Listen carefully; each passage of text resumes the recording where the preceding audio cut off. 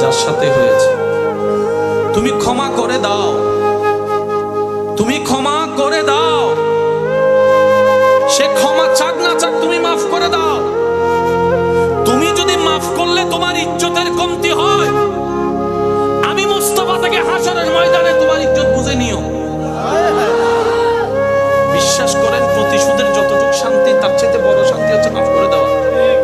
আমাকেও বলার দরকার নেই, কাউকে শোনানোর দরকার নেই।